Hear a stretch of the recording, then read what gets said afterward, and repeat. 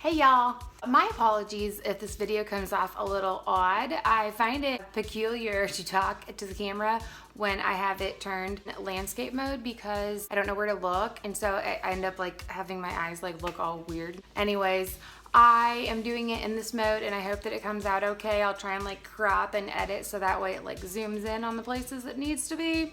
But this is mostly a talking video. I just kind of wanted to revisit the blending topic because I am back to blending. I really prefer that over anything else. I think it's just the most realistic looking and it makes me feel the most secure. Just having yourself out wherever possible helps. So if you are in a position where you have some hair that you can use to blend, then stay tuned. I've shown you in some other videos that I've used like the Toppix thing, which I never really did go back and revisit. Some of you gave me some really good like helpful hints and tips on where I might have went wrong on trying that, but I never went back to Toppix. So I do use a lot of like root powder because for me, blending for the most part is about my roots, and it's about matching your roots to the hair that you're using. I don't blend with lace caps. I know some people do, and they do a remarkably satisfactory job with doing so. You would never know they're wearing lace, but I prefer to blend with like a standard shadle type of cap because, let's see, let me grab one real quick. Okay, so this is a standard Shaytel style cap, and do not mind my manicure that's not done. I just came back from the beach, okay? All right. So the reason I say standard is because there's no lace front attached in the front. And it is a shadle style because it has the silk top. And they do have shadle style that are 100% hand tied, but this one is a wefted one. This is Ramona from the website if anybody's interested. The reason that I like to blend with this type of cap is because the way that they tie the hair on there is that it comes out in the front. So there's not like a line, you know, where the hair starts. It comes out, and so it makes it so that you could blend it with your own hair easily. And for me, they have these that also have like a lace front.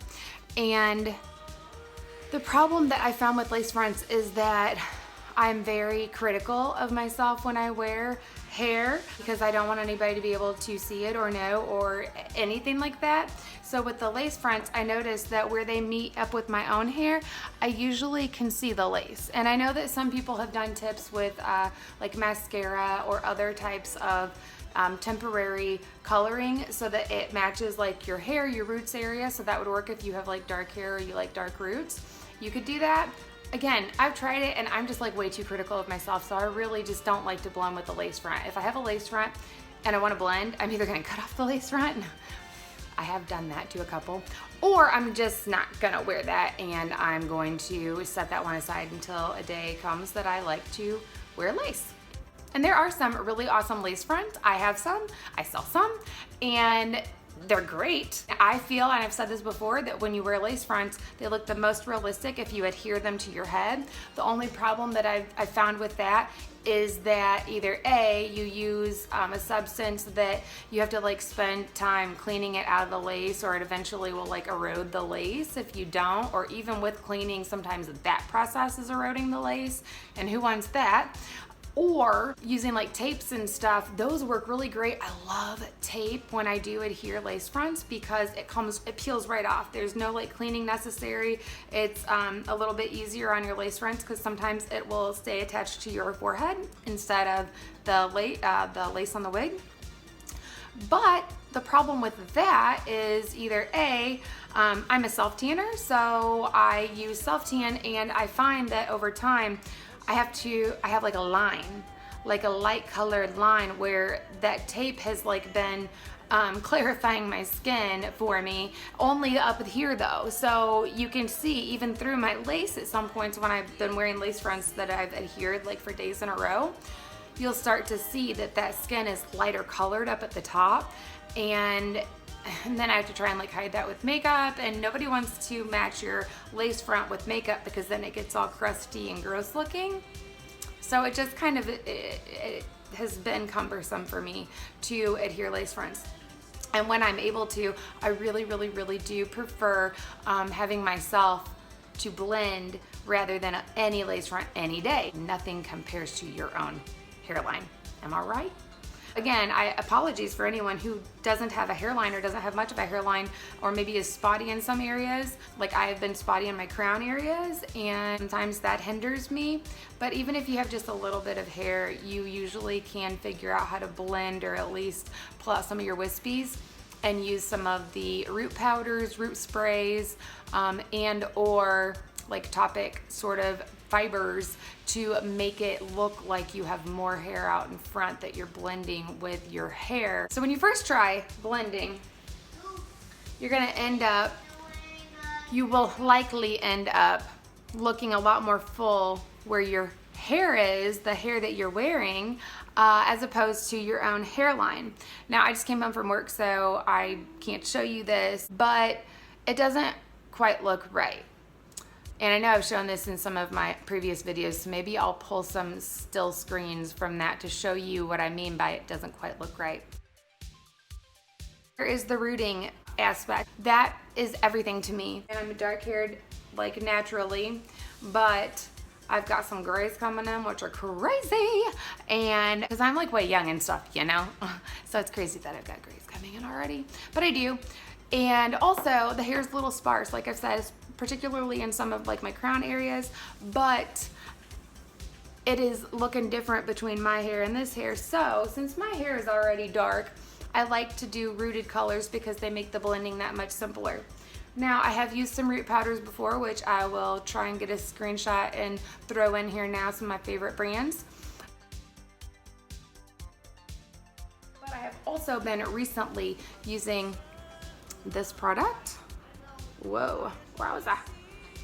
Okay, it's just a L'Oreal Magic Root Cover Up. You can get this from like Walmart. And then they also have this, I just bought this when we were on vacation last weekend, and I forgot. I haven't used it yet. So it's the same like brand and everything. L'Oreal Temporary Cover Up. This one is supposed to be more like a pencil or whatever. I started like clicking it to get it to come out, as you can tell, but I didn't fully like disperse the tip. So I need to figure that out. But it looks helpful.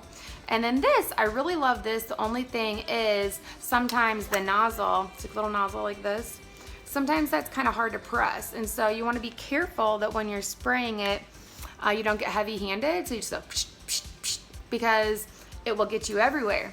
The good news is it rubs off. So I guess a tip that I would tell you is if you are a makeup wearing girl, then do this first when you wake up. So like find out the hair that you're gonna leave out for your leave out. Put on your wig grip. That's what I do at least. I put on a velvet wig grip after I pull out. I identify the hairs around the perimeter of my hairline that I'm going to leave out. And then I put on my velvet wig grip to keep the rest of my hair back. I think it just spit all over the camera. I'm sorry about that. Braces. Then once I'm at that point, before I put on my hair, I will spray my roots all around with this, because it not only will like darken up my root area, so like you can kind of see right through here, and that's fine. I didn't spray this there because I don't want it to be obvious that like, I mean, whose hair, their scalp, like a Caucasian girl typically does not have a really, really dark scalp. Usually your scalp underneath your hairline is a little lighter, if anything, not darker. So I don't do this right at the front, but I will pull out the hair and I'll kind of spray it from like the back end, you know, like I'll hold it up and spray here after I pulled out some of my hair. And then I guess where this might be helpful, this guy, is that I usually use a brush to kind of blend it in and make sure there's not like a bunch of product in my hair right there. But if you were to get this, you could probably just use this to kind of help blend it into your hair. Of course, I'm being mindful with how long your roots are here. You could just either recreate roots here, or if you're a natural light-haired girl but you want to wear rooted hair, you could do this to create roots, because luckily, since this is just spray color, you don't have to worry about it going green on you, which sometimes you do when you have light hair and you put dark colors on top of it. This is a pretty good color. It doesn't like blend in with your bio, it just covers it. so you shouldn't have anything green going. Again, probably test it like before you'd have to go out of the house, just to be sure that I'm not a liar, pants on fire over here. Some other things that may hinder your ability to look quite right would be if the color doesn't match. So it doesn't have to match like to a T, but if you're gonna blend, it should at least be a color that, like, see, this hair has multiple different colors in it. So it should be at least a tone that goes with one of these color tones that I have in my hair. So if you don't know how to color your hair yourself, or you, like, this is me, this is the hair. If you don't know how to color match yourself, you don't know how to color, call up a stylist that you're comfortable with and that you're secure with. And again, of course, anytime you color your hair, like including lightening your hair, if this is gonna include lightening your hair, there is damage that's gonna be done to your bio hair. But if you are here because you're wearing wigs, then either your bio hair is past the damageable point, like where you're concerned about damage because you're wearing helper hair, or maybe you've damaged your hair already by coloring, and so you're trying to like let it grow out. So your hair might already be at the point where it could just be colored, meaning depositing colors to match your hair. So where possible, I guess my point is, try to match your hair to the helper hair that you're gonna wear, and it will make your blending that much more seamless.